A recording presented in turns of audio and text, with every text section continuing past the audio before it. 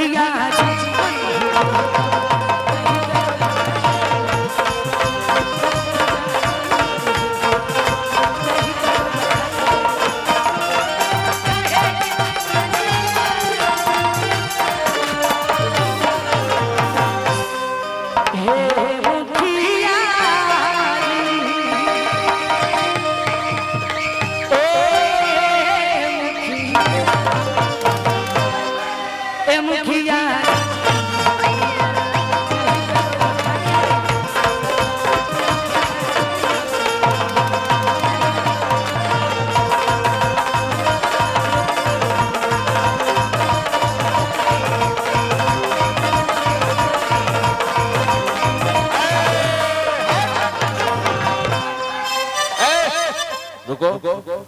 आओ बेटा, मेरी प्यारी सी गुड़िया, मेरी प्यारी सी बेटी जो कि पारो जी सभी कलाकार के लिए आशीर्वाद प्यार लेके आई है।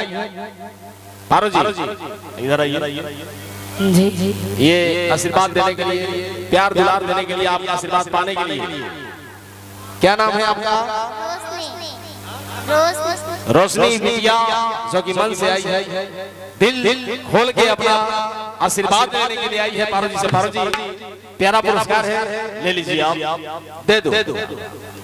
इनका नाम क्या है आपको पता है? इनका नाम पारो रानी है। पारो रानी बिल्कुल। और पारो जी आपके सेवा में है। पारो जी आशीर्वाद दें, आप जो भी है पारो जी को दे। नहीं अच्छा जो हेलो। और सुनो बेटा, मेरी तरफ से आप ले लो। नहीं मिठाई खा लेना। ये हम लोग की तरफ से आपसे खाई खाई, ठीक है? ठीक। आशीर्वाद मेरा आपके साथ है। और आप तरफ पढ़ती हो? किस क्लास में? जी जी 2 क्लास में हो। चलो और आगे जाओ और मन से पढ़ाई करो। जी बबलू भी बोला भैया, हमारे बबलू भाई जो मेरे ही नाम के हैं, हेलो। मेरे बबलू भैया की दरिया निवासी।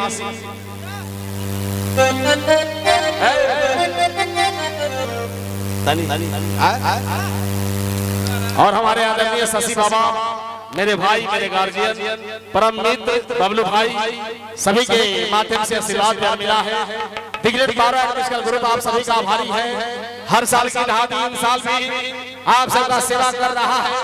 ये आपका आशीर्वाद प्यार है। और भैया की तरफ से क्या आदेश है? बोलिए। बात अभी नहीं है, ठीक है? क्या बात? हेलो।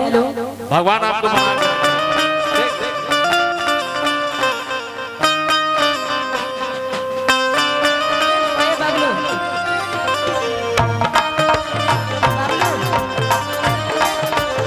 कहिला तू सैया राते अब मिले दुखाती बाती निर्जन साटा दूर बनिहार बोलिला हमके तोरा निर्जन साटा दूर बनिहार बोलना हम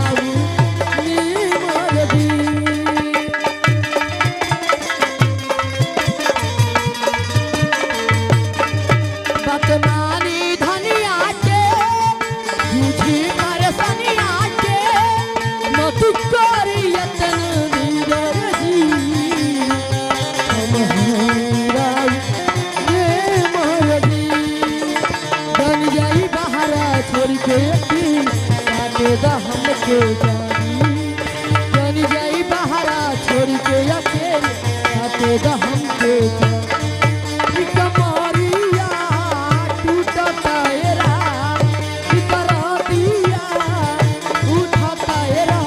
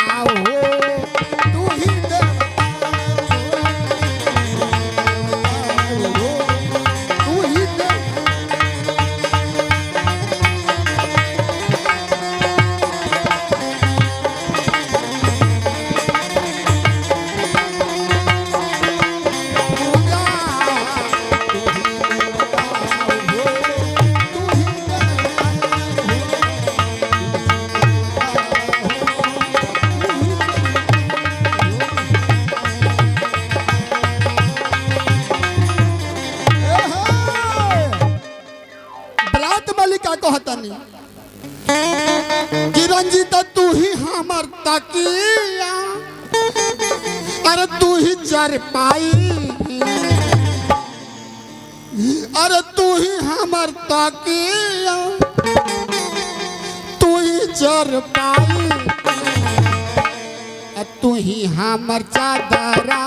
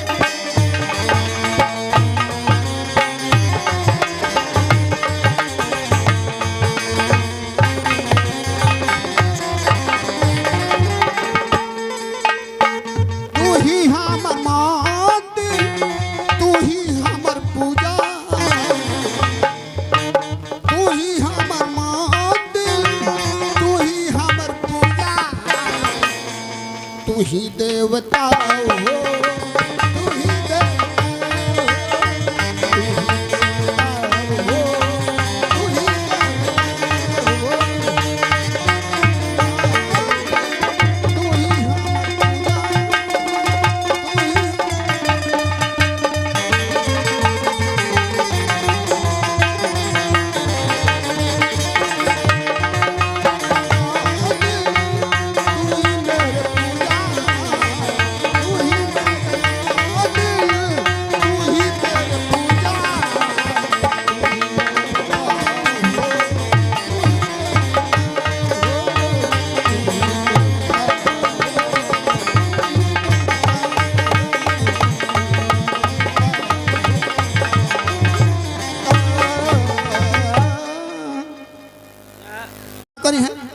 पहला हूँ कहल बा कि दाल भात पर चटनी मेहरारू पर रखनी जरूरी होला।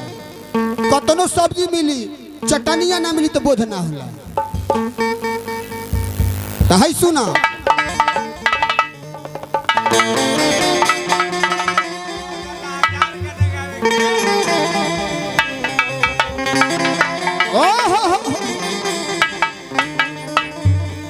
बर्दाश्त करी। बुझाता कि दुल्हा के जीजा जी मामा फूफा कोई है नहीं खे। अरे कुछ दियात रहे तो हरियरी है हरियर रही सब महाराज असहू दे दिए के बे काट के दे दिए 500 हो तो कैश तब लैस ना करब जल्दी दे दियो मतलब कटत रही जाए के बेरी ले ले। पहला हूँ कहल बा कि आदमी से आदमी हैरान बा रुपया से रज की परेशान बा। 500 बा पान के दुकान पे कहते चेंज नहीं के खैला पान चाह पियला ऐसे खुजूरा जरूरी होला। खुजूरा भी ना रुकल बा कैसे कहता नहीं हा हा हा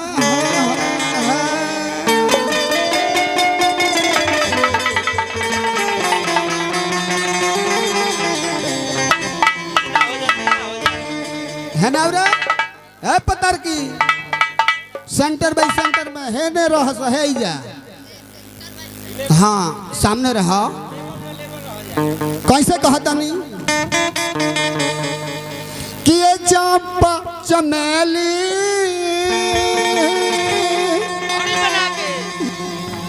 तू कल बेली। एगो दोसर का कहता कि ये चंपा चमेली